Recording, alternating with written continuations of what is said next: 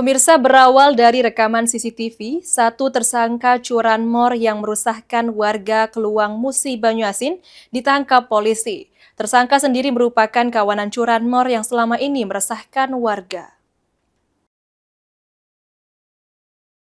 Hasil rekaman CCTV memperlihatkan detik-detik tersangka Edo melancarkan aksi pencurian sepeda motor di sebuah rumah warga di Desa Sidorejo, Kecamatan Keluang, Kabupaten Musi Banyuasin. Bermodalkan rekaman CCTV tersebut, korban melaporkan kejadian tersebut ke Polsek Keluang untuk ditindaklanjuti. Selanjutnya, personel Reskrim Polsek Keluang langsung melakukan penyelidikan hingga berhasil mengetahui keberadaan tersangka dengan menggerebek di sebuah rumah yang diduga menjadi tempat persembunyian dan berhasil mengamankan pelaku.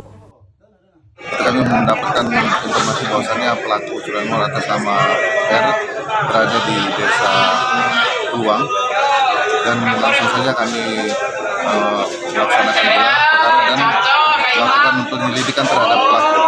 Dan alhamdulillah kami berhasil mendapatkan pelaku tanpa perlawanan di dalam rumah temannya di Desa Keluang.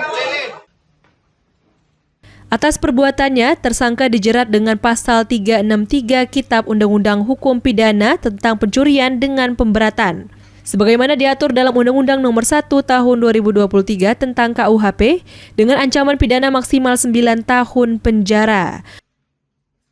Ruzi Iskandar, PAL TV.